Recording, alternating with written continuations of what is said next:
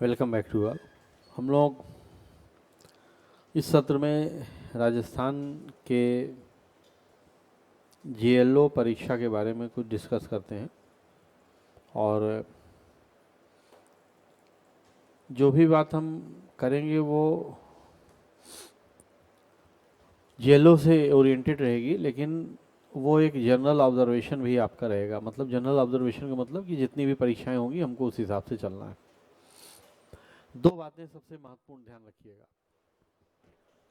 पहली बात तो यह है कि जेएलओ के वर्तमान नोटिफिकेशन में नकारात्मक अंक का प्रावधान नहीं है, यानी there is no negative marking specifically mentioned in the notification.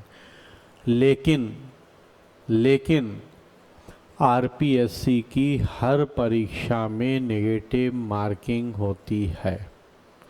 वो आपको पता तब लगेगा जब आप अपने पेपर का पहला टैग खोलेंगे तो उसमें मेंशन रहेगा। इसलिए आपको ये मान के चलना है कि नेगेटिव मार्किंग है, भले ही मेंशन नहीं है। ये उनका गूगली रहता है कि वो उसमें नहीं देते हैं, और माइंड मेकअप आदमी का होता है, जब वहाँ पहुँचता है तो ऑलरेडी वो रहता है। एक बात ये है। दूसरी बात ये है कि 1/3 निगेटिव मार्किंग रहती है, सामान्य नियम है राजस्थान में। पेपर का जो पैटर्न है, 4 पेपर होंगे जिसमें जो भी सब्जेक्ट हैं उसमें हर क्वेश्चन के लिए आपको 1/3 नंबर मिलेंगे और 1/3 ही निगेटिव है। इसका मतलब यहाँ पर निगेटिव बहुत खतरनाक रोल प्ले करता है, यानी एक गलत तो एक सही वाला भी गलत होगा। 1/3 या 1/4 नहीं है कि 4 क्वेश्चन गलत होगा तब एक नंबर कटेगा। इसमें जितना आपको मिलना है उतना ही कटना भी है, इसलिए बहुत सतर्कता से। तो दो बातों से जो मेरा ऑब्जर्वेशन राजस्थान का जो हिस्ट्री रही है, आरपीएससी की जो हिस्ट्री रही है, वो उनका आज से नहीं बहुत पहले से वो हर बार अपना कुछ एक नया एक्सपेरिमेंट करते हैं। पेपर पैटर्न चेंज करेंगे या नेगेटिव मार्किंग बताएंगे, फिर अगली बार नहीं बताएंगे, तो वो करते हैं ऐसा। ये करके वो अपने आप कुछ लापरवाह विद्यार्थियों को या जो बहुत ध्यान से चीज़ों को नहीं कोरिलेट करते उनको बाहर कर देते हैं, अपने आप वो बाहर हो जाएंगे। तो इसलिए हमको एक बात ये ध्यान रखना है कि हमको नेगेटिव मार्किंग है ये मान करके पेपर को सॉल्व करना है। ये एक नियम, ये पहला नियम। दूसरा नियम, पिछली बार की बात करें अगर, तो एग्जैक्ट 155 और 154.25 जनरल की मेरिट गई थी आउट ऑफ 200। 154.25 जनरल में है, उसमें फीमेल की भी सेम मेरिट गई थी। तो ये ध्यान रखिएगा, सेम। उसी में जो विडो और डाइवोर्सी थे, विडो का बहुत कम गया था, 95 गया था, डाइवोर्सी का लगभग उससे ज़्यादा था, एक नंबर 155 पॉइंट वो था। ईडब्ल्यूएस का 152 था, एससी का 124 था और एसटी का 117 था। तो जो राजस्थान के होंगे उनको लाभ मिलेगा, आउटसाइडर्स को लाभ नहीं मिलेगा। तो अगर आप राजस्थान के हैं तो मान के चलिए आप कि 117 एसटी और एससी का 124, 20-30 नंबर का फ़र्क आपको पड़ेगा। लेकिन आप उसको मान के चलिए कि आपको 155 के लिए फाइट करना, सीधी सी बात, ठीक है। अब देखिए 200 नंबर में से 155 ये कट ऑफ मार्क है इंटरव्यू के लिए। तो अगर हम 15 नंबर या 10 नंबर भी मिनिमम मान लें इंटरव्यू के मिला होगा, तो 165 से 170 के बीच में फाइनल सिलेक्शन की मेरिट गई होगी पिछली बार की डेटा के हिसाब से। तो इस बार भी मोस्ट ऑफ द मतलब संभावना यही है कि मेरिट के अराउंड होनी चाहिए। तो आप अपना लक्ष्य बना के चलेंगे, 155 अंक हमको प्राप्त करना है इंटरव्यू को छोड़ करके। उससे ऊपर हो जाए आपका फ़ायदा है।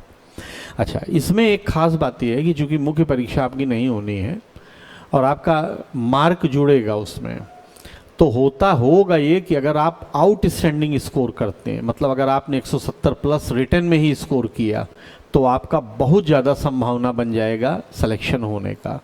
तो इसलिए ट्राई करना है कि अपर साइड में हम लोग रहें, ठीक है। अच्छा, अब तीसरी बात, क्लास रुक रुक कर चल रही है तो ठीक है, वो सुन लेंगे, देखेंगे। तीसरी बात यह है कि 200 में 155 पाने के लिए मेरा अपना जो एक एवरेज स्टूडेंट का अंदाज़ा है कि आप मान के चलिए करीब 20 क्वेश्चन आपको एक्स्ट्रा लगाना चाहिए। 20 क्वेश्चन मतलब ये मिनिमम एरर होनी चाहिए, यानी आप अटेम्प्ट कितना करेंगे 170, और तब आपका 155 सही होना चाहिए। ये एरर, पॉइंट ऑफ एरर या परसेंटेज ऑफ एरर बहुत अच्छी है, मतलब आपका बहुत कम गलत हो रहा है कि 170 लगा रहे हैं 155 सही हो रहा है। तो ये अराउंड आप अपना अंदाज़ा लेकर के चलिएगा कि आपको 170 के करीब अटेम्प्ट करने हैं। 75 हो सकता है, 20, 75, 170 से 172 हो, 173 हो, 175 मैक्सिमम, इससे ऊपर नहीं। और तब उसमें आपका सही होना चाहिए 155। लेकिन अगर मान लीजिए आपको 5 क्वेश्चन में लगता है कि मैं अगर 5 क्वेश्चन अटेम्प्ट करूं तो उसमें 3 हमारे 100% सही हो सकते हैं, तब 180 कर लीजिएगा, लेकिन बहुत सावधानी से, क्योंकि एक क्वेश्चन गलत पर उतना ही नंबर कटेगा जितना कि आपको मिलना है। एक बात तो ये, मतलब ये तीसरी बात थी टोटल मिला करके। अब चौथी बात ये है कि आपको 200 मतलब आपको जो 50 नंबर का एक पेपर होना है, टोटल 4 पेपर होने हैं, जिसमें 50 नंबर जो आपको पाना है वो 150 प्रश्नों को सही करने पर मिलना है।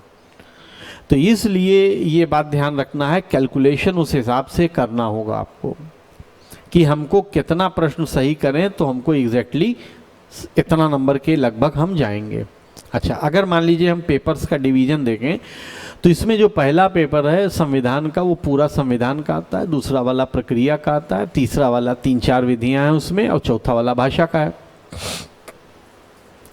अब जो आपका ऑब्जेक्ट होना चाहिए संविधान पर, आपको अपना जो भी तैयारी है, अभी डेट आई है इसकी, कब होगा अभी कोई निश्चित तो है नहीं, अक्टूबर में उम्मीद है तो मान के चलते हैं अक्टूबर में, लेकिन जो उम्मीद है वो ये कि अक्टूबर में हो ही जाएगा, इसलिए कि एपीओ की परीक्षा। हाँ, मुझे कल किसी ने फ़ोन किया था जयपुर से, वो बता रहा था कि एपीओ में इस बार उन्होंने गेस्टेड अफसर उसे किया है, उसका पे भी बढ़ाया है, काफ़ी चेंजेस हुए हैं उसमें, आरपीएससी के बराबर ही सिलेबस किया है, जे के बराबर, तो वो वैकेंसी भी आने वाली 130 के लगभग वो बता रहे थे। तो आप मान के चलिए कि बहुत जल्द वो वैकेंसी भी आएगी, इसलिए वो इसमें डिले नहीं करेंगे, इसकी परीक्षा उनको अक्टूबर में लेनी ही है, तभी फिर उसके आगे सितंबर या अक्टूबर में जो जे की वैकेंसी आएगी वो पाइपलाइन में, यानी पहले जेएलओ फिर एपीओ और फिर जे, तो इसका मतलब आपको मिलना ही है। तो राजस्थान के लिए जो लोग इंटरेस्टेड हैं वो पूरा एकदम फोकस होकर के इसको दिमाग में रखेंगे, 3 में से 1 नौकरी तो आपको मिलनी चाहिए, प्रयास ये करना है। अब क्या है कि जो संविधान का पेपर है वो पूरा 150 प्रश्न का संविधान आएगा, तो इसका मतलब संविधान में हम 50 में से अच्छा स्कोर करने की संभावना में है। मुझे जो ग्रे एरिया लगा है, जो मैं मतलब समझ पा रहा हूँ एक बहुत सामान्य विद्यार्थी के दृष्टिकोण से, उसमें मैंने जो समझा है वो पेपर 3rd है, जिसमें कि कन्विंसिंग और प्लीडिंग वाला पोर्शन है, लिमिटेशन वाला पोर्शन है, उसमें आपको समस्या हो सकती है, और इंटरप्रिटेशन वाला जो है वो, और भाषा। यानी मैं अगर चारों पेपर में जितने भी 7-8 सब्जेक्ट हैं उनको देखूं तो 2 एरिया है जिसमें आपको दिक्कत होगी, एक संविधियों का निर्वचन यानी इंटरप्रिटेशन, और दूसरा हिंदी में, अंग्रेजी में नहीं, हिंदी में। इस बात को ध्यान रखिएगा, हिंदी अंग्रेजी का वेटेज इक्वल है 75-75 प्रश्नों का, लेकिन मैंने जो पेपर ऑब्जर्व किया है उसमें हिंदी ज़्यादा टफ है, अंग्रेजी कम टफ है, तो इस बात को आप ध्यान रखिएगा। अच्छा, अब जो है स्ट्रेटजी अगर हम प्लान करें कि हमको कैसे इसको मैनेज करना चाहिए, तो 20 प्रश्न तो मिनिमम आपको सब में करने, 20 नंबर आपका आना चाहिए हर पेपर में, तब आपका कॉपी चेक होगा, आपका मिनिमम कट ऑफ रहेगा उतना। मान लीजिए मेरा भाषा का पेपर, अब सिलेक्शन के लिए हमको कितना चाहिए, सिलेक्शन के लिए हमको 155 चाहिए, तो इसका मतलब है कि कम से कम 40 प्रश्न हम हर पेपर में करें, तब हम अराउंड वहाँ पहुँचेंगे, सही की बात मैं कर रहा हूँ। 20 मिनिमम हमको करने हैं, तो अगर मान लीजिए मैं भाषा में मान लूँ कि आप मिनिमम टच करते हैं, मिनिमम 20 प्रश्न आपका सही होता है, तो इस 20 प्रश्न को हमको बाकी तीनों पेपर में जोड़ने पड़ेंगे, यानी कि 45 प्रश्न हमको वहाँ सही करना पड़ेगा।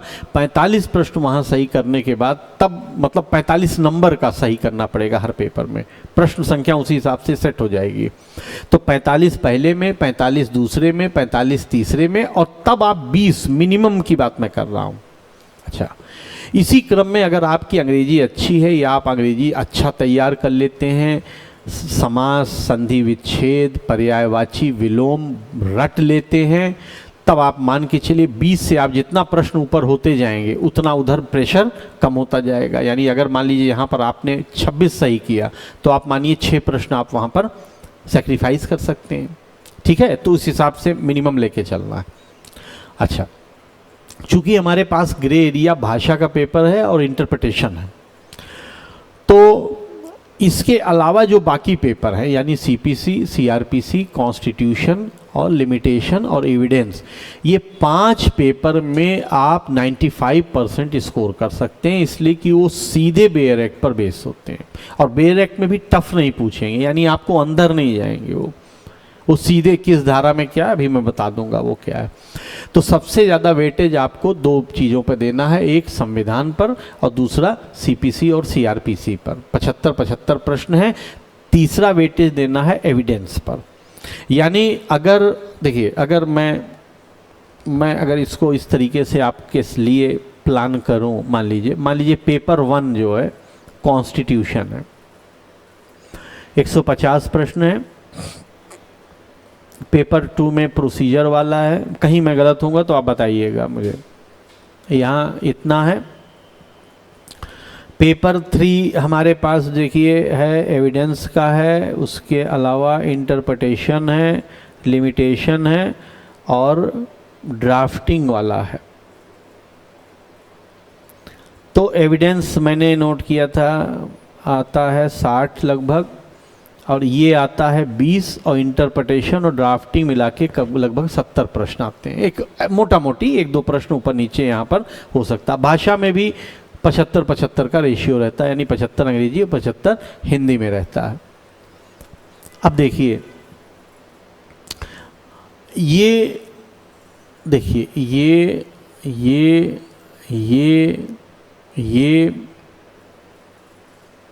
ये और ड्राफ्टिंग, ये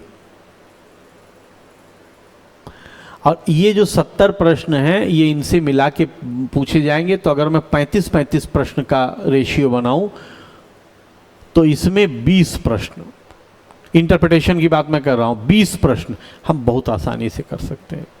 मैं भाषा को अभी काउंट नहीं कर रहा हूं, 20 प्रश्न की बात कर रहा हूं। 15 प्रश्न नहीं, 15 टफ रहेंगे, 20 प्रश्न। यानी आपका जो मेरिट वो इस मतलब जिसको कहते हैं कंट्रोल करते हैं, वो 2 एरिया उनके पास है कंट्रोल करने का। एक तो 20 प्रश्न इंटरप्रिटेशन वाला और 75 प्रश्न हिंदी वाला, जिसमें से 75 टफ नहीं होते हैं, 35 हिंदी वाला और 35 अंग्रेजी वाला टफ होते हैं। इतना टफ होता है।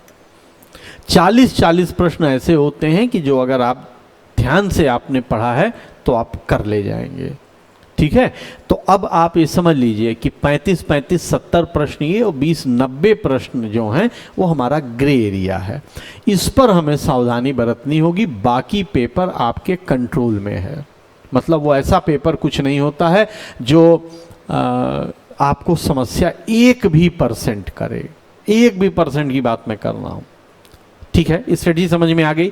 इसका मतलब है कि जब आप तैयारी अपना प्लान करेंगे तो आप इन ग्रे एरियाज पे ध्यान देंगे। मेरे हिसाब से अगर आप ये इंटरप्रिटेशन ऑफ इंस्टीट्यूट और भाषा को अगर ध्यान से पढ़ लेते हैं तो बाकी सब अगर आप बेयर एक्ट आपका क्लियर है, बेयर एक्ट रटा हुआ है, आप कर ले जाएंगे, बहुत आराम से कर ले जाएंगे। यहाँ तक ठीक है, कोई दिक्कत नहीं है। अच्छा, अब देखिए ये भी बात ध्यान रखना है कि आरपीएससी ने जो सिलेबस सेट किया है, जैसे उन्होंने सेट किया है कि जब हम संविधान से पूछेंगे तो फंडामेंटल राइट डीपीएसपी से पूछेंगे, हाई कोर्ट सुप्रीम कोर्ट से पूछेंगे, लेकिन वो ऐसा नहीं करते हैं, वो बाहर से भी पूछते हैं। ये बात ध्यान रखना है। इसी तरीके से सीपीसी सीआरपीसी में वो कहते हैं कि हम सरकार से संबंधित प्रावधान पूछेंगे, लेकिन वो बाहर से भी पूछते हैं। तो इसलिए ये मान के न चलिएगा कि अगर उन्होंने भाग 3 और भाग 4 कहा है तो सिर्फ उसी से आएगा। पूरे संविधान से प्रश्न पूछा जाएगा और पूछा गया है, क्योंकि कहीं ना कहीं से वो सरकार से रिलेटेड हो जाएगा। अच्छा, अब देखिए संविधान पर आते हैं।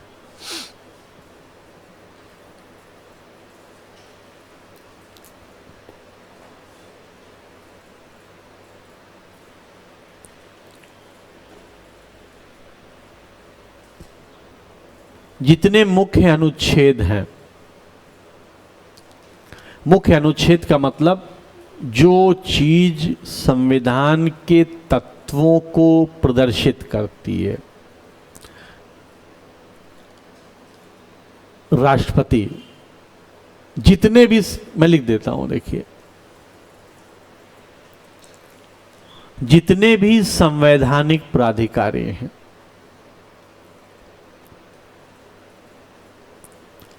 कहाँ हैं? नियुक्ति, त्यागपत्र, कार्यकाल। जितने भी संवैधानिक प्राधिकारी हैं, राष्ट्रपति है, उपराष्ट्रपति है, स्पीकर है, प्रधानमंत्री है, मंत्रिपरिषद है, जितने भी संवैधानिक प्राधिकारी हैं सब, अटॉर्नी जनरल है, एडवोकेट जनरल है, गवर्नर है, विद अनुच्छेद। एक तो ये हो गया संवैधानिक प्राधिकारी। दूसरा हो गया आयोग। जितने भी आयोग दिए गए हैं संविधान में, जितने भी, चाहे वो SC/ST कमीशन हो, चाहे निर्वाचन आयोग हो, चाहे UPSC हो, जो भी है, तो फिर से वही, नियुक्ति, पद से हटाया जाना,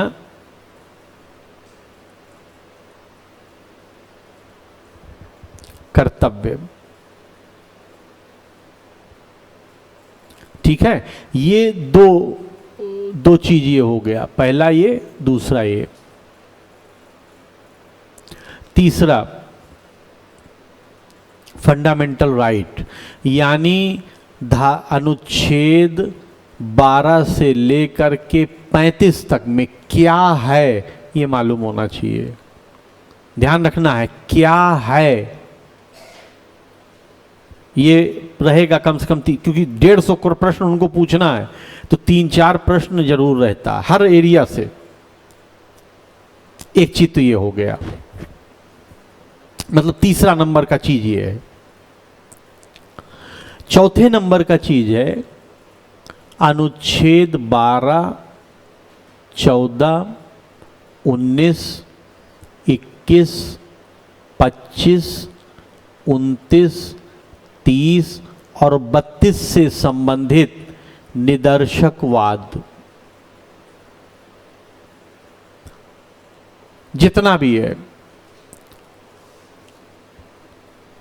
भविष्यवर्ती निर्णय का सिद्धांत, मूल ढांचे का सिद्धांत कहाँ दिया गया, मंडल कमीशन केस किसे कहते हैं, कब पारित हुआ, ठीक है, ये चीज, उसके बारे में तो सब पूरा निदर्शकवाद नहीं देखना है, सिर्फ ये, इसका एक लिस्ट, इंपॉर्टेंट केसेस का लिस्ट दिया गया आपको, उसको कर लेना है। और वो भी बहुत डिटेल वाला नहीं, एकदम जो बहुत प्रचलित केस है, मंडल कमीशन केस है या मेनका गांधी केस है, RS मुंबई का केस है, इस तरीके से। इसके अलावा आप याद कीजिए, हम लोगों ने लिखा बैंक नेशनलाइजेशन केस लिखा है, हाँ, तो पूछेंगे आपसे बैंक नेशनलाइजेशन केस निम्नलिखित में से किसको कहते हैं, दिया रहेगा 4 चीज, वो आपको कर लेना है। किसको कहते हैं? RC के ऊपर वाला, ठीक है। इसी तरीके से मंडल कमीशन केस, पूरा नाम इंदिरा स्वामी बनावनी यूनियन ऑफ इंडिया, इस तरीके से, ठीक है। अच्छा, अब आपसे पूछ सकते 3 तलाक केस बता देना है, राइट टू प्राइवेसी केस बता देना, हमने हाँ लिखा है, ठीक है। अच्छा, एक चीज और देखिए, इसी निदर्शकवाद में बेंच और जजेस, तो सबका नहीं, केशवानंद भारती का याद रखना है, और 2018 वाले केसेस का, पुट्टा स्वामी वाला याद रखना है, किसने दिया, वो वाला जो आपके पास अवेलेबल है। बहुत वो ये नहीं पूछेंगे कि कामेश्वर सिंह वाले में कौन किसने दिया था, वो नहीं पूछेंगे, ठीक है। अच्छा, ये चौथी चीज हो गई। अब 5वीं चीज,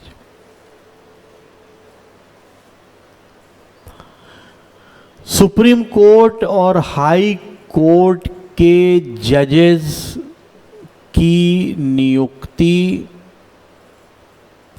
पद से हटाया जाना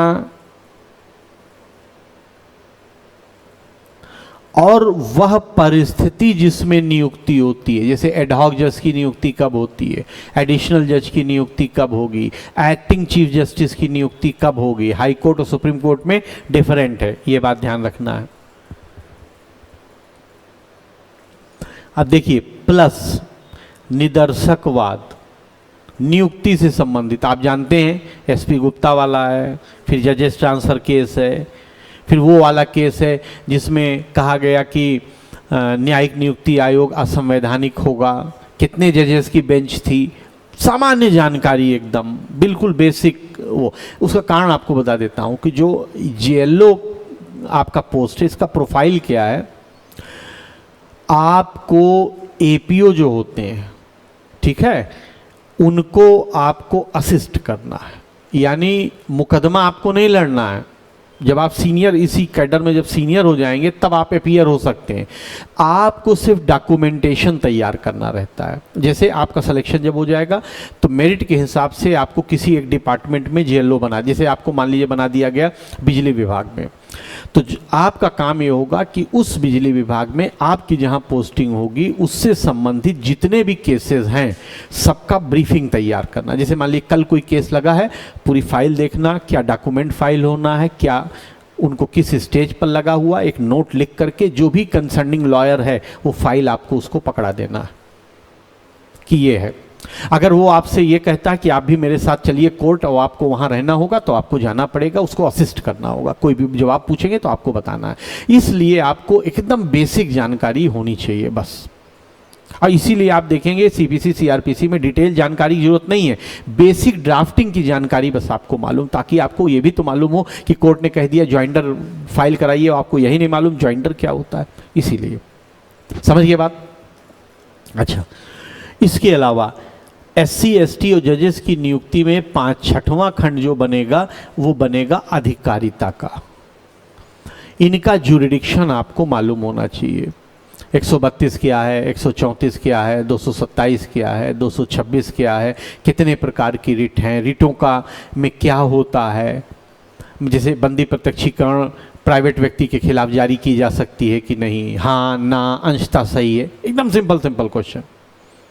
आपको याद होगा कि आपने ये भी पढ़ा है कि बंदी प्रत्यक्षीकरण के संबंध में रेस जुडिकेटा अप्लाई नहीं होगा। मुझे जेएलओ के लिए बहुत अच्छा प्रश्न लगता है, पूछा जा सकता है, दरियाव वर्सेस स्टेट ऑफ यूपी में कहा गया, याद रखना। वो इसी तरह के प्रश्न आपसे पूछे जाएंगे, बेसिक बिल्कुल।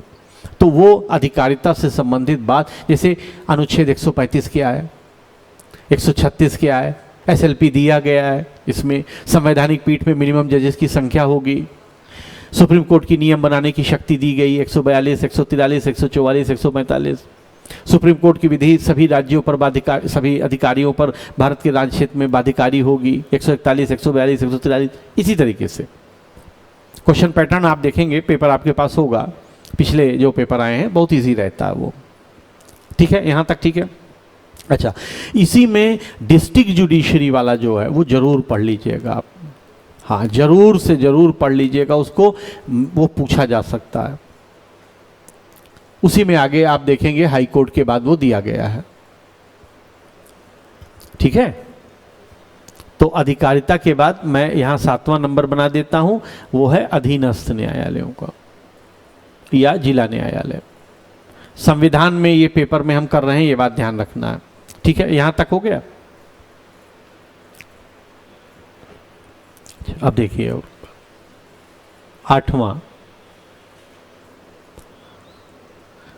8वां खंड हम बनाते हैं सामान्य बातों का।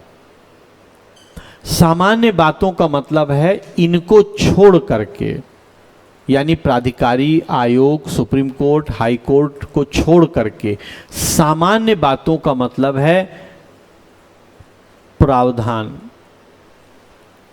जैसे आपसे पूछा जा सकता है कि किस अनुच्छेद में दिया गया है कि संसद नागरिकता के संबंध में विधि बना सकती है। धारा 10, अनुच्छेद 10, 11, 5, 6 इस तरीके से। ठीक है। अच्छा,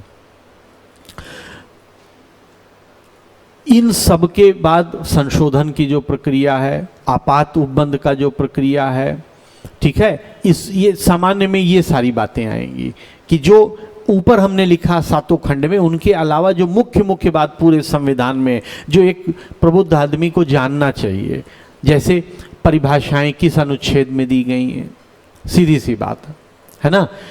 कौन से 2 अधिनियम थे जो संविधान से रिपील किए गए, या ऐसे अनुच्छेद 395 में क्या दिया गया है, या पहले अनुच्छेद में क्या वर्णित किया गया है, जनरल बातें जो इंपॉर्टेंट हो सकती हैं। इसके बाद तीसरी चीज 9वां,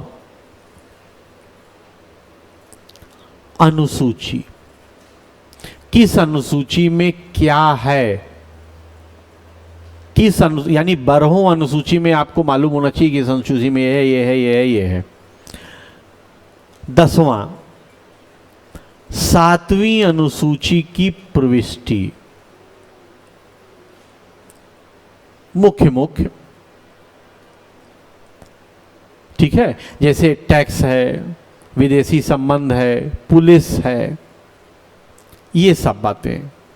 अच्छा देखिए, सामान्य बातों में ये वाला जरूर याद रखिएगा, ये वाला जरूर याद रखिएगा, 107 से लेकर के 117 तक। हाँ, धन विधेयक परिभाषा कहाँ है, बजट कहाँ दिया गया है, ये वाला वित्त विधेयक क्या है ना, कहाँ दिया गया है, संयुक्त बैठक कहाँ दी गई है, संयुक्त बैठक की अध्यक्षता कौन करता है, ये सारी बातें जनरल प्रोविजन में ये सब आएगा। उसके बाद अनुसूची हो गया, किस अनुसूची में क्या है, और 7वीं अनुसूची की प्रविष्टि से आप समझिएगा कम से कम 2 प्रश्न जरूर रहेंगे। जैसे आपसे पूछा जाएगा पुलिस किस में वर्णित है, केंद्र सूची में, राज्य सूची में, समवर्ती सूची में, जी जहां पे अभी है। तो इस तरीके से बेसिक आप जब अनुसूची को पढ़ेंगे तो 4-5 आपको कुछ मुख्य लगेगा, विदेशी संबंध जैसे है, ठीक है, प्रत्यर्पण जैसे है। अच्छा, इसमें एक बात बुद्धि ये लगाइएगा कि हालिया के वर्षों में जो इम्पोर्टेंट मुद्दे करंट में हैं, उससे संबंधित प्रविष्टि को अगर कोई आपके नज़र में आती है तो ध्यान रखना। जैसे नगरपालिका विधि किस में है ये, या अपराध प्रत्यर्पण किस में है, ठीक है, तो ये सब चर्चा में रह रहा है, ये सारी बातें। प्राकृतिक आपदा ये चर्चा में है, तो इससे संबंधित प्रविष्टि जो होगी। उसके बाद एक अंतिम बात, महत्वपूर्ण संशोधन। पहला 7वां, 42वां, 44वां, 25वां, ठीक है, और फिर बाद वाले 81, 82, 83, 84, फिर 100 के बाद वाला 101, 102, 103, ठीक है, ये सब। अच्छा, इस संशोधन में मुख्य रूप से वो जरूर आप ध्यान दीजिएगा जिससे कोई अनुच्छेद जोड़ा गया है। कम से कम 2 प्रश्न जरूर, 15(4), 16(4), 16(4) का 15(5), ठीक है, जितने चीजें जोड़ी गई हैं। मूल कर्तव्य वाला किससे जोड़ा गया है, क्या चैप्टर बना, ठीक है, संपत्ति का अधिकार किससे हटाया गया, तो जिससे कुछ जोड़ा या घटाया गया होगा वो संशोधन जरूर, एक लिस्ट, ज्यादा नहीं होगा, 8-10 होगा कुल, इससे ज्यादा नहीं है। और वो भी मुख्य 31A किससे जोड़ा गया, B किससे जोड़ा गया, C किससे जोड़ा गया, 12वीं अनुसूची कैसे जोड़ी गई, है ना, जो नगर पालिका वाला है, 9 और 9 का में जो कंसर्निंग शेड्यूल है वो जोड़ा गया, जो भाग है वो जोड़ा गया, कैसे कब आया वो बात, ठीक है। तो इतना चीज अगर इस तरीके से आप मतलब अपने चाहें, अगर आप जैसे संविधान इस तरीके से अगर पढ़ना चाहें, जहाँ तक मैं समझ पा रहा हूँ, अगर आप 2 घंटे भी रोज देंगे तो बहुत मैक्सिमम 10 दिन में आप इसको एक पॉइंटर्स में बना लेंगे अपने पास, और फिर उसको बार बार रिवाइज करना, बेरेक्ट रिवाइज करना। पॉइंटर बेरेक्ट पॉइंट, देखिए क्या है कि पीटी को निकालने के लिए हमको पॉइंटर बनाना चाहिए। उससे क्या होता है कि हमारा टाइम बचता है। जैसे मान लीजिए मैं अगर अभी मान लीजिए आपको पूरा संविधान पढ़ना हो, तो जैसे मान लीजिए आप पढ़ना शुरू करेंगे तो आप 50 अनुच्छेद तक पहुंचेंगे तो 51 में पहुंचते पहुंचते 2-4 भूलने लगेंगे। तो उचित क्या होगा, जैसे मान लीजिए संवैधानिक प्राधिकारी है, अब हमने क्या किया, एक तरफ संवैधानिक प्राधिकारी नोट किया और फिर नोट किया त्यागपत्र, तो 8-10 होंगे, राष्ट्रपति, उपराष्ट्रपति, प्रधानमंत्री लिख लिया हमने, अटॉर्नी जनरल सबका लिख लिया, यहाँ त्यागपत्र किसको देता है वो लिख लिया। तो वो क्या होगा कि आपको याद करने में बहुत आसान रहेगा। कार्यकाल किसका किसका कितना कितना कितना, त्यागपत्र किसको देगा ये वाला कितना, कोई अगर स्पेशल बात है तो वो वाली बात। इसी तरह 16/4, 16/4 का, 16/4 का, 15/5 लिख लिया एक जगह, किस संशोधन से जोड़ा गया, 21 का अनुच्छेद किससे जोड़ा गया, हो गया। आप देखेंगे कि भाग 3 में और भाग 4 में अनुच्छेद जोड़े गए हैं मुख्य रूप से। सबसे ज़्यादा कंट्रोवर्शियल चूंकि इसी अधिकारों से संबंध, इससे जरूर 3 से 4 क्वेश्चन रहेगा, उसमें सीधे सीधे रहेगा किससे जोड़ा गया, तो नोट कर लेना है। ये हर पीटी के लिए है। जैसे आईपीसी हम पढ़ रहे हैं, मुख्य मुख्य धारा, मुख्य मुख्य बातों का पॉइंटर बना लीजिए और बेयर एक्ट रीडिंग का हैबिट बनाइए। बेयर एक्ट जितना ज़्यादा पढ़ेंगे उतना ज़्यादा याद होता रहेगा, प्रोविजन भी, और अगर कोई स्पेशल उसमें बात है, प्रोवाइजो है या कोई स्पष्टीकरण है तो याद होता रहेगा। ठीक है, यहाँ तक ये संविधान वाला रहा। इसके लिए आप एक सहायता ले सकते हैं कि संविधान के पुराने प्रश्न आपके पास जो भी कलेक्शन है, चाहे वो घटना चक्र का हो, चाहे कहीं वो दिया गया होगा, उसमें बहुत अंदर तक जो डीप पूछे गए हैं उसको ना देखिएगा। बेसिक प्रश्न आप देख करके देख लीजिएगा, आपको जरूर उसमें से मिलेगा वो, तो आसानी हो जाएगी आपके लिए। ठीक है, पहले उसको कमांड कर लेना, जेलो का पेपर देख लेना, आराम से फिर रिवाइज करते रहना। ठीक है, अब आते हैं उस पर, दूसरे वाले पर। अच्छा, एक चीज ध्यान रखना है, मेरा अपना मानना यह है कि संविधान के पेपर 1 में 45 प्रश्न से कम आपको नहीं करना चाहिए, वो एज है आपका, ये समझ लीजिए। अगर आप 48 कर लेते हैं तो आप ये समझिए कि आप कम से कम 3 से 4 नंबर आप दूसरे से आगे रहेंगे, और 4 नंबर का मतलब है 12 प्रश्न आप आगे हैं दूसरे से टोटल में। 45 से कम नहीं होना चाहिए, वो एज है आपका। चूंकि हिंदी वगैरह में कम हो सकता है ना, हिंदी का पेपर तो हमको मालूम नहीं, उसका रेंज हमको मालूम नहीं, क्या पूछ लें वो। ठीक है, अब देखिए उसमें आते हैं जो पेपर 2 है। पेपर 2 में जो पहले सीपीसी लेते हैं, सीपीसी से ये भी ध्यान रखना है, पेपर 2 में जो सीपीसी है वो वेटेज उसका ज़्यादा है। अब इसमें जो है देखिए 2 पार्ट में इसको बांटते हैं। एक तो जो अभिवचन से संबंधित बातें हैं, तो इसमें आप ऑर्डर 5 से ले करके ऑर्डर 8 तक, समन कितने दिन में होगा, डब्ल्यूएस में क्या क्या होता है, डब्ल्यूएस कितने दिन में फाइल होगा, ना फाइल हो तब क्या होगा, वादपत्र में क्या होता है, वादपत्र की नामंजूरी कहाँ है, वादपत्र का लौटाया जाना कहाँ है, वादपत्र कितने प्रतियों में संस्थित किया जाएगा, वादपत्र कहाँ संस्थित किया जाएगा, वाद कैसे संस्थित होगा, ये सारी बातें। सिग्नेचर करना है तो कहाँ दिया गया है, ऑर्डर 6 रूल 14, सत्यापन कराना है 15, नहीं कराते हैं तब क्या होगा, ये सारी बातें। तो एक चीज तो ये है कि इन चारों आदेशों को सिर्फ लॉ, प्रतिस्थापित तामील कहाँ है, ठीक है, न्यायालय द्वारा तामील कहाँ है, न्यायालय जब कोरियर या अन्य किसी माध्यम से अगर समन की तामीली बनाता है तो उसके लिए नियम कौन बनाएगा, उच्च न्यायालय, जिला न्यायालय, या जिला न्यायालय उच्च न्यायालय के परामर्श से, या उच्च न्यायालय राज्य सरकार के परामर्श से, इस तरीके से। तो ऑर्डर 5 आप देखेंगे बहुत आसान है, सिर्फ बेयर एक्ट पे ध्यान से देखेंगे, ये 4 ऑर्डर एकदम ध्यान से करना है। उसके बाद जो है परिभाषाएं, सीपीसी की बात मैं कर रहा हूं, डिक्री की परिभाषा, आदेश की परिभाषा, निर्णय की परिभाषा, विदेशी निर्णय की परिभाषा, ये सब आपसे पूछा जाएगा। और डिटेल में नहीं, किसमें दिया गया, कुल कितने आदेश हैं, ये एकदम जनरल बातें। ठीक है, तीसरी चीज आदेश, मुख्य मुख्य जो आदेश हैं, रेफरेंस, रिव्यू, रिवीजन, निष्पादन, निर्णय और डिक्री, जब उपसंजात नहीं होंगे तब क्या होगा, समन किस ऑर्डर में है, मान्यता प्राप्त प्लीडर किस ऑर्डर में है, वादों का संयोजन कहाँ है, ये। और चौथा है सामान्य प्रावधान। सामान्य प्रावधान के लिए जे यानी जुडिशरी के पुराने पेपर्स,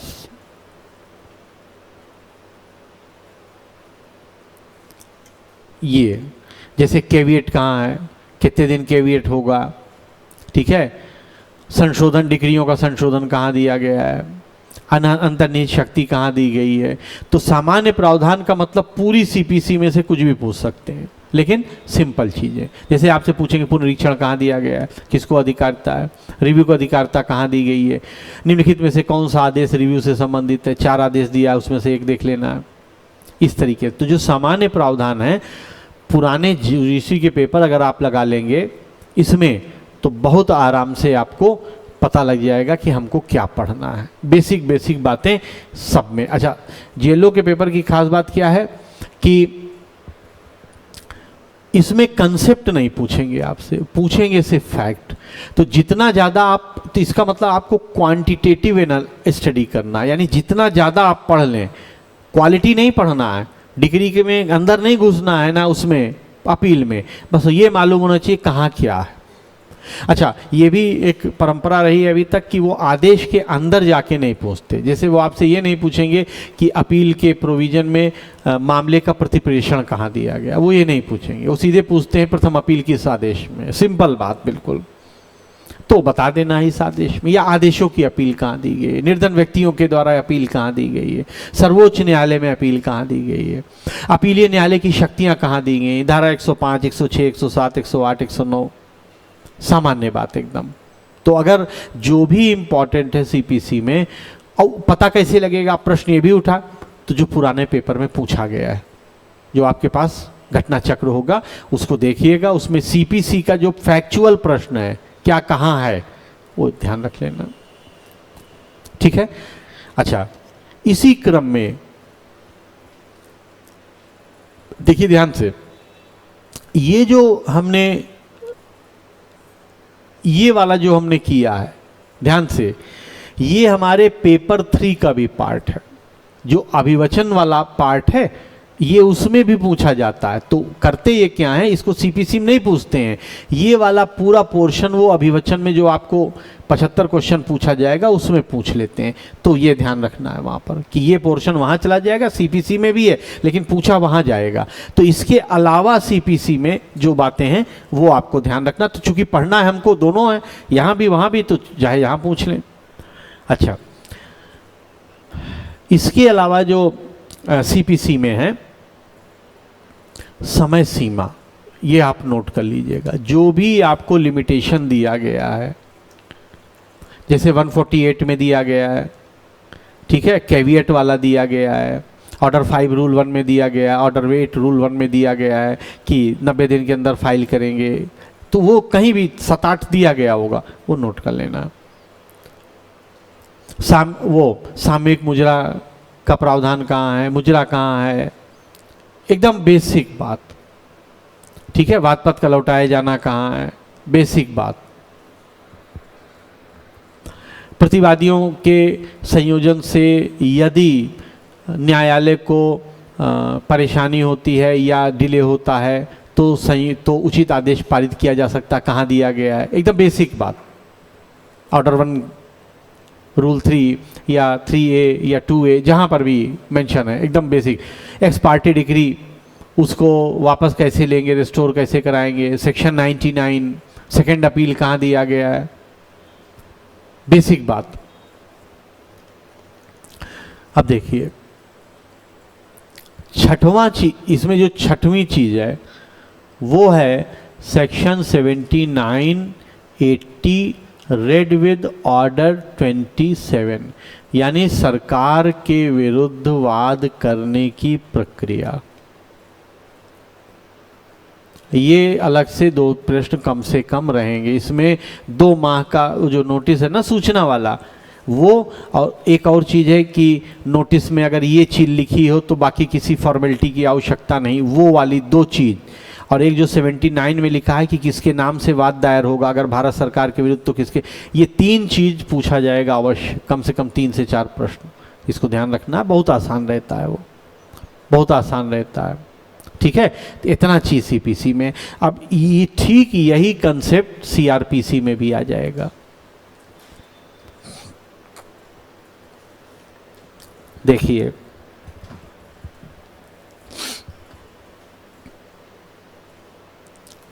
संज्ञान लेने पर जो सीमाएं हैं,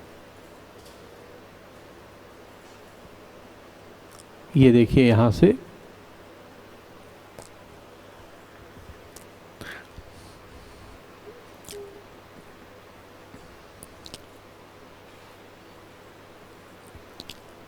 ठीक है। संज्ञान लेने की सीमा का मतलब अगर आप देखेंगे तो लोक न्याय के विरुद्ध अपराध जो हैं उनके लिए जो कंसर्निंग कोर्ट रहता लिख करके देता है, तब वो कंप्लेंट सुनी जाती है। इसी तरह विवाह से विरुद्ध अपराध हैं तो वो वाला, वो सब ध्यान रखना है। परिभाषाएं,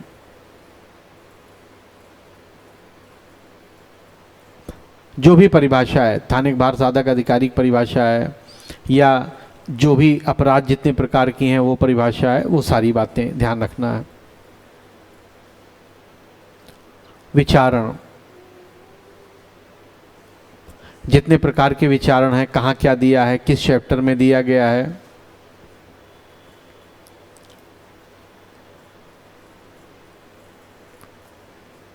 ये 26 से 29 तक विचारण करने की अधिकारिता दी गई है, दंड देने की शक्ति दी गई, किसको कितना दंड है, फर्स्ट क्लास मजिस्ट्रेट कितना देगा, सेकंड क्लास कितना देगा।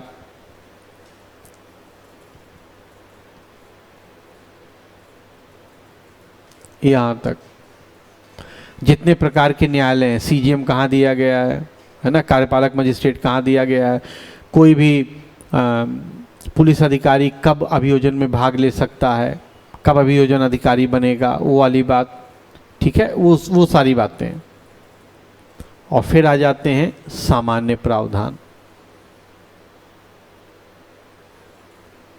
164 का बयान, 164A का बयान, एफआईआर कहाँ लॉन्च होगी, सूचना कहाँ दी जाएगी, इंक्वेस्ट रिपोर्ट कहाँ है, मर्डर हो जाता है तो शक्ति कहाँ है, सामान्य बातें।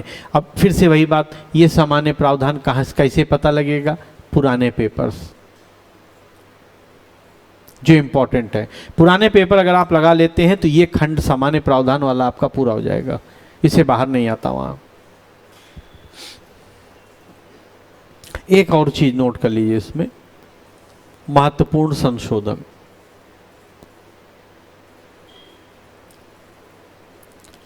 जैसे चैप्टर 21A किससे जोड़ा गया है, किस उससे, है ना, 164A किससे जोड़ा गया है, हाँ, 53A किससे जोड़ा गया है, बेसिक बातें जो कैदियों के अधिकारों से संबंधित बातें, चूंकि अगेंस्ट स्टेट वो होता है तो गिरफ्तारी वाला चैप्टर भी इंपॉर्टेंट हो जाता है। आप देखेंगे आपको मिल जाएगा चैप्टर 5 में गिरफ्तारी से संबंधित प्रावधान, उसका जो गिरफ्तारी का जो अंतिम धारा 60 का 60A बहुत इंपॉर्टेंट धारा है वो।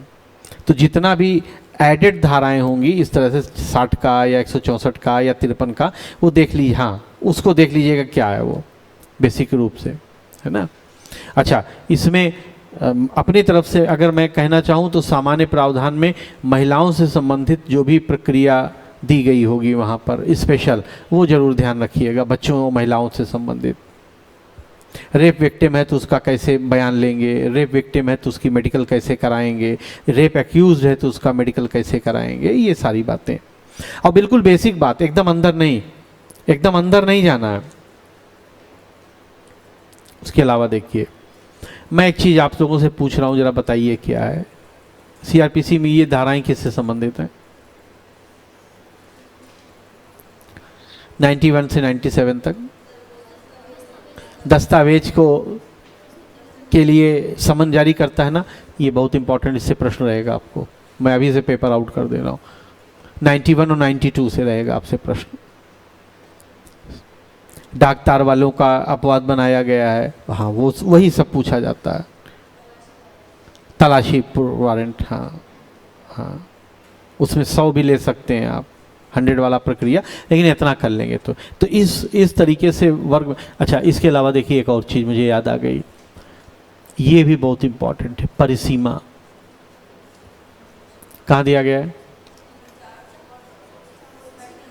430 नहीं, 468, 30 नहीं, हाँ है ना। उसी में अनियमितताएं दी गई हैं 460 और 461 में, कौन सी अनियमितता इंपॉर्टेंट है, कौन सी इंपॉर्टेंट नहीं है, वो भी पूछा है। तो एकदम जनरल मैं आपसे कह रहा हूँ, एकदम जनरल। देखिए एक सिंपल बात समझिए, 75 प्रश्न उनको सीआरपीसी से पूछना है तो कहाँ से पूछेंगे? होना भी तो चाहिए, उतना मैटर होना भी तो चाहिए। अच्छा, ट्राई उनको करना है कि पिछला पेपर अवॉइड किया जाए, जो पूछा है वो ना पूछा जाए, तो ये ध्यान, लेकिन ये रूल नहीं है, ये चीज़ ध्यान रखिएगा। राजस्थान गूगली करने में बहुत तेज है, हो सकता पूछ ले वो, तो पुराना पेपर एक बार जरूर सरसरी निगाह से देख लीजिएगा। उम्मीद यही है। मैं एक बात कह रहा हूँ कि दो चार, भाई मना नहीं है ना, जैसे हम ये नहीं कहेंगे ना कि हम लोग रिपीट नहीं पढ़ेंगे, तो सीधी सी बात है, यहाँ तक ठीक है। अब देख लीजिए, प्रोसीजर के में भी मैं एक्सपेक्ट करूंगा कि आप 45 से कम ना करें, ये समझ लीजिए। तो इतना, अब सीधी सी बात है, मान लीजिए आपका प्रोसीजर में ध्यान नहीं आया, 40 हो गया, तब आप अपने आप आकलन, जैसे मान लीजिए आपने संविधान का पहला पेपर दिया, उसमें आपने 42 सही किया, तो आप ये मान लीजिएगा कि प्रोसीजर में आपको 48 सही करना है, 45 टच करना है। एक कैलकुलेशन, जबरदस्ती नहीं। मान लीजिए आपने प्रक्रिया का किया, उसमें आपका 40 ही सही हुआ, तब मान के चलिए एविडेंस वाले पेपर में आपको 8 क्वेश्चन ठीक करना है। जब ये प्रेशर अपने अपना बिल्डअप करेंगे, तब आपके दिमाग में एकदम कैलकुलेटेड रहेगा। एक ही दिन में तो होगा नहीं पेपर, 2 दिन कम से कम लेंगे। हाँ, तो बस आराम से पहली मीटिंग में जो आपका परफॉर्मेंस हो, उस हिसाब से अगली मीटिंग में अपने आप को मेंटली तैयार कर लेना है। देखिए, सारा खेल दिमाग का है। जब हम अपने दिमाग में एक ऑब्जर्वेशन लेकर के चलते हैं कि इतना हमको लेके चलना है, तो हम वहाँ पर वो उस तरह से परफॉर्म कर पाते, उसके लगभग परफॉर्म कर लेते हैं। अब देखिए अगले पे आते हैं, तीसरे पेपर पर। तीसरे पेपर में देखिए, सबसे पहले एविडेंस पर आते हैं।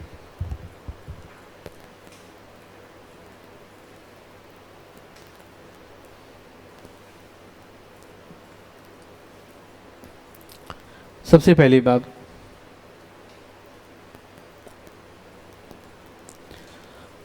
किस धारा में क्या है।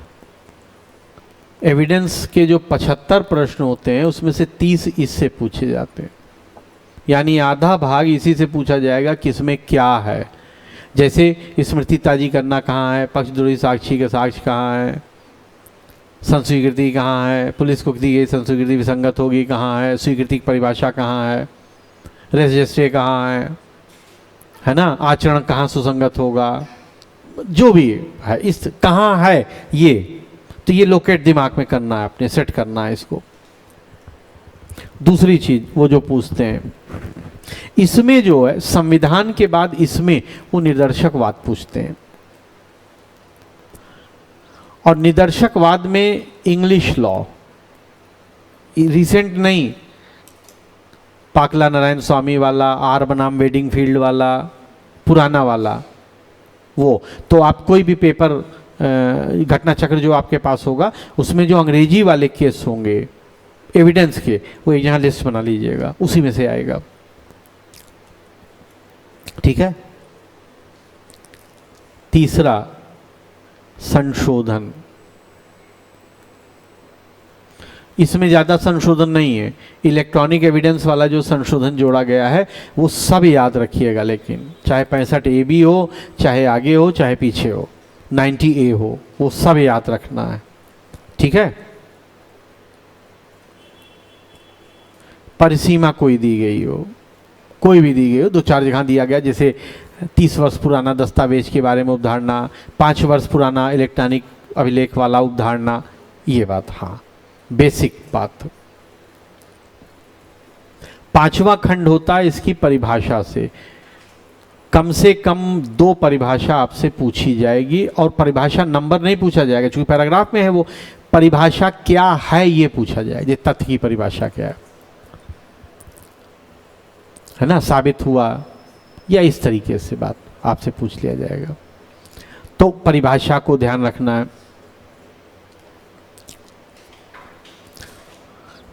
हाँ, अंतिम उदाहरण, मतलब मिनिमम मेरे हिसाब से 3 से 5 प्रश्न जो है उदाहरण से वो जरूर पूछते हैं। यानी आपको एक उदाहरण दिया रहेगा, पूछेंगे किस धारा में सुसंगत होगा या ये किस धारा का एग्जाम्पल है। तो बेसिक देखिए, इस प्रश्न पर चूंकि आपने एविडेंस पढ़ा नहीं है अभी, तो मैं बहुत आपसे अपेक्षा नहीं करूंगा कि सारा उदाहरण आप याद कर लें, लेकिन अपनी तरफ से अगर मैं आपको सजेस्ट करूं तो धारा 6 से 8 तक का, 14 ये वाला, उसके अलावा 21, 11, इतना उदाहरण देख लीजिएगा, इसमें आपको मिल जाएगा। मतलब 3 प्रश्न पूछा जाएगा, 2 इसमें मिल जाएगा आपको।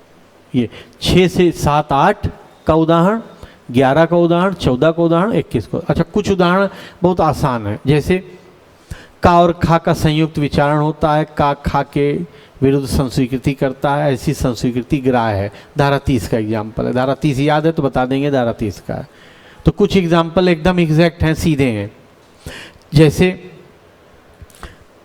धारा 32 का पहला एग्जाम्पल जो है मृत्युकालिक कथन वाला, वो भी इजी है। वो अगर आप ध्यान, आपको मृत्युकालिक कथन मालूम है तो आप बता देंगे 32 का। तो उसके लिए ये सब में कन्फ्यूजन होता है, याद रखना है इसको, ठीक है। अगर और थोड़ा सा बर्डन बढ़ा लें तो 9 भी इसमें ऐड कर लीजिएगा। 9 में स्पष्टीकरण पर पूछ लेते हैं वो, हाँ, इंट्रोडक्शन पर स्पष्टीकरण का एग्जाम्पल पूछ लेते हैं, ध्यान रखना है।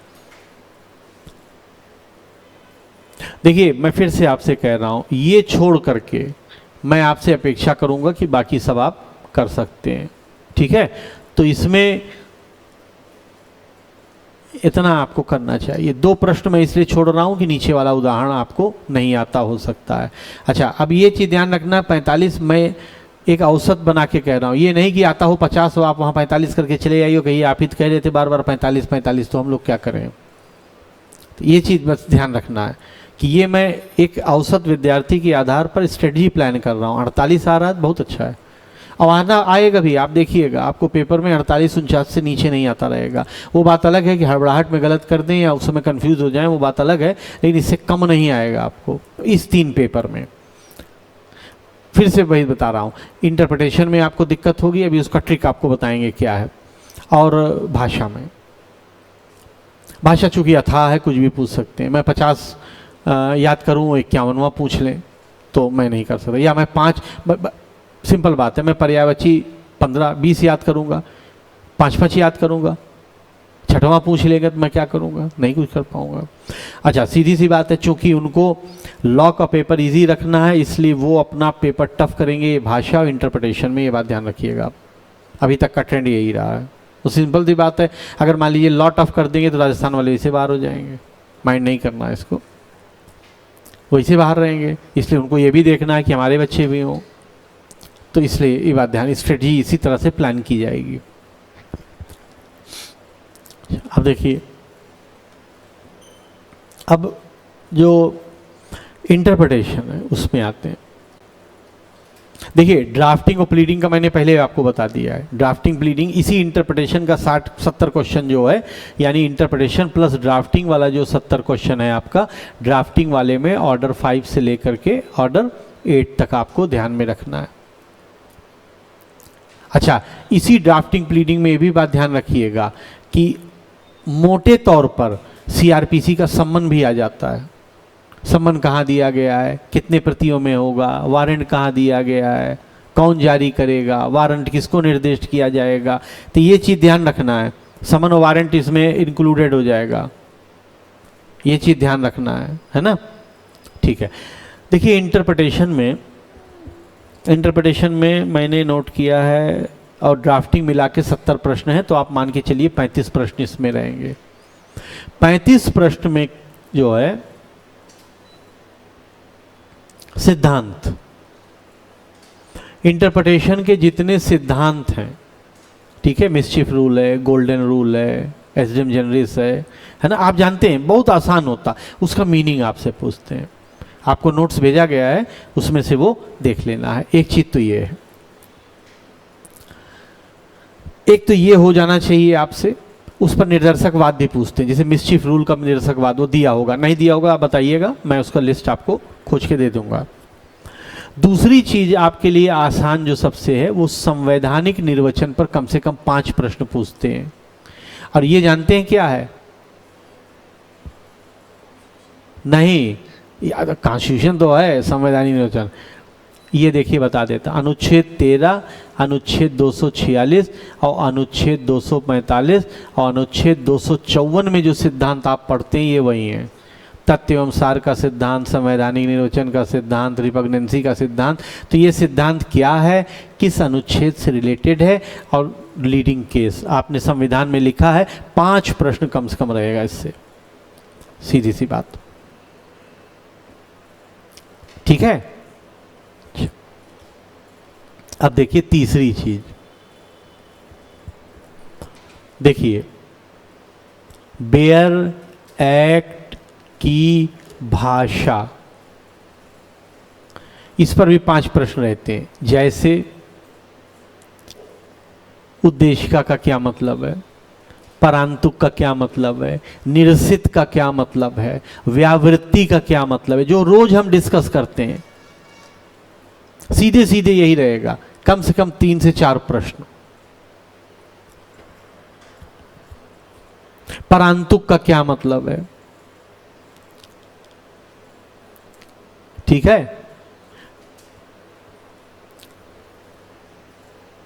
उद्देशिका भाग है कि नहीं, पूछा जाना चाहिए, नहीं पूछा गया तो पूछा जाएगा। संविधान के उद्देश्य का भाग है कि नहीं, या संविधान के उद्देश्य का भाग नहीं है, किस मामले में तय किया गया। एक बात बता रहा हूं मैं।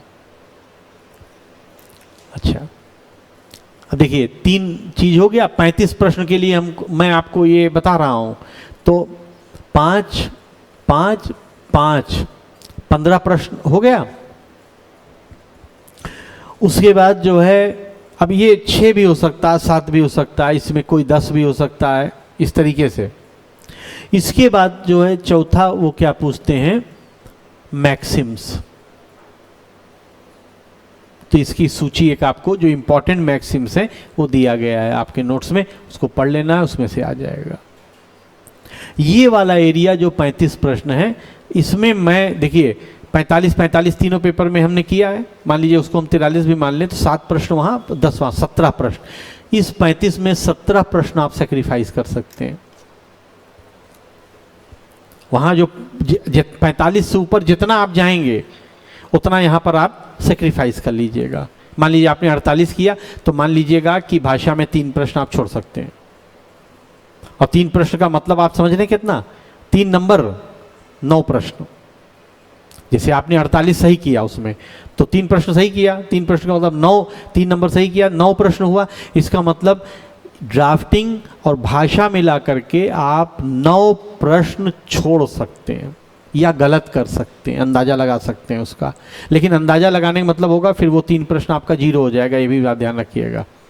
तो इस कैलकुलेशन से चलिएगा कि 155 से 60 के बीच में आपका मेरिट रहे। ठीक है, यहां तक ठीक है ना। अच्छा, अब लिमिटेशन पर आ जाते हैं।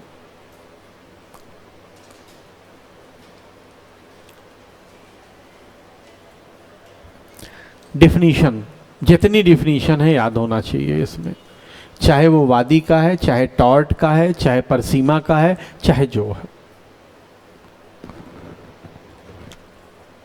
ठीक है, एक तो डिफिनीशन याद होना चाहिए।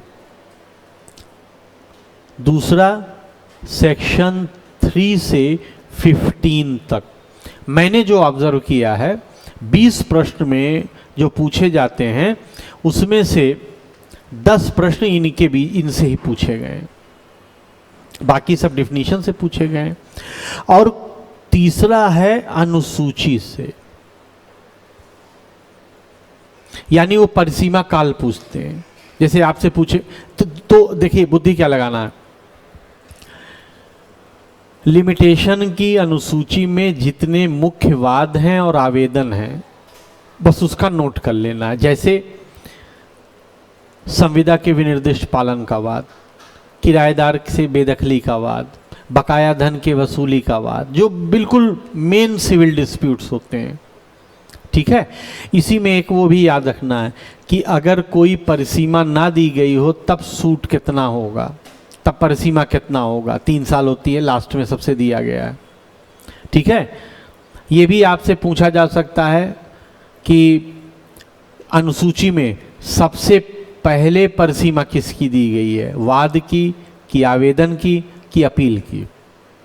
मतलब ट्रिकी बात वाद की है। हाँ ठीक है, तो इतना करेंगे तो लिमिटेशन आपका हो जाएगा। अब आप देख लीजिए पूरा लॉ हमने नोट किया है। अच्छा, इसमें आपको सहायता क्या लेना है, बेयर एक्ट प्लस पुराना पेपर जे का, जुडिशरी का। और उसमें भी जुडिशरी का जो पेपर है वो बहुत डीप वाला नहीं पढ़िएगा, ऊपर ऊपर। भाषा पर मैं अभी कोई बात नहीं कर रहा हूं। राघव प्रकाश की एक किताब आती है, वो मैंने मंगवाया है, अवेलेबल हो जाएगी, तो उसको हफ्ते 10 दिन में आपको टिक लगवा के फोटोकॉपी करवा के अपने अपने पैसे से मैं दिलवा दूंगा। क्लियर कर दे, नहीं तो उसका कारण है, देखिए क्या है। आप सब लोग बहुत सारी किताबें पढ़ते होंगे, लेकिन मेरा अनुभव भी है और मैंने बहुत सारे लोगों से बात करता रहता हूँ।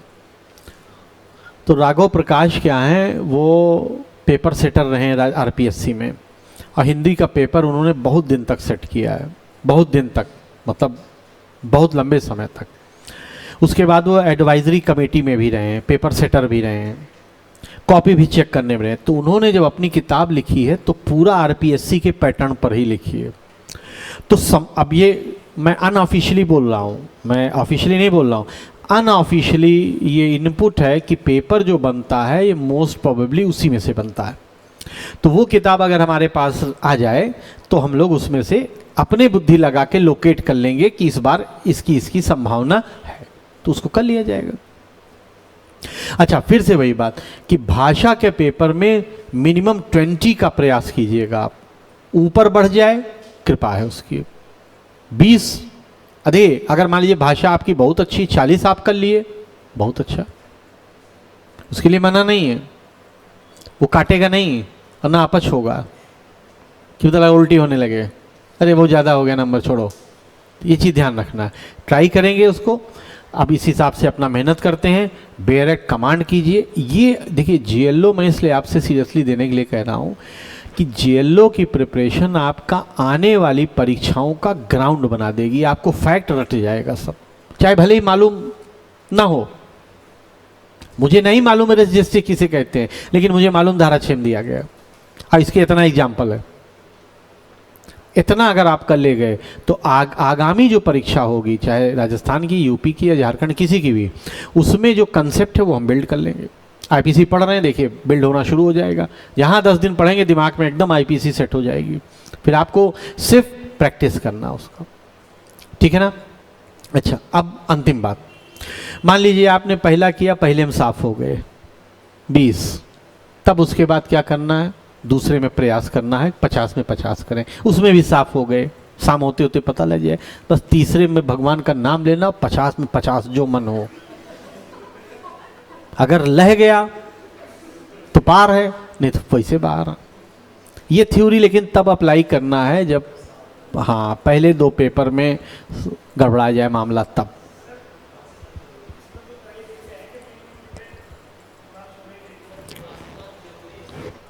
हर पेपर में 20 अंक हर पेपर में मिनिमम रिक्वायर्ड है। तो इसीलिए तो खतरनाक बनता है ये कि भाषा में कुछ लोग, वरना ऐसे भी हैं कि जो भाषा में 5 करेंगे और बाकी सब में 50-50 करते हैं, इसीलिए फॉर्म नहीं भर रहे हैं। इतना तैयार है उनका लॉ कि वो आज 50 में 50 करते हैं, लेकिन भाषा में वो 5-6 नंबर ज़्यादा नहीं पाएंगे, इसलिए वो फॉर्म नहीं भर रहे हैं। इसीलिए उन्होंने 20 किया है मिनिमम। तो इसीलिए मैं आप लोगों से 20 का ही अपेक्षा रख रहा हूँ, ज़्यादा का नहीं रख रहा हूँ। आप 10 हिंदी, 10 अंग्रेजी, तो 10 हिंदी में पर्यायवाची, विलोम, संधि विच्छेद, समास रट लेना है। 10 प्रश्न, उसमें से 10 नंबर हमको मिल जाए बस, ठीक है। चलिए ठीक है, आज समाप्त करते हैं। कल मैंने जो होमवर्क दिया है उसमें करेंगे, और हाँ, कल एमपी एलआरसी का डायरेक्ट आपके पास होना चाहिए, कल शाम को वो पढ़ा जाएगा। ध्यान ये रखना है कि छत्तीसगढ़ और एमपी का जो रेवेन्यू एक्ट है सेम है, कुछ कुछ अंतर हैं दो चैप्टर के, वो मैं आपको बता दूंगा। छत्तीसगढ़ का जो एलआरसी है वो पीटी में कुछ रोल प्ले करता है, 10-12 क्वेश्चन का, देख लिया जाएगा उसको। चलिए ठीक है, wish you all very good luck, good night, please take care, all the best.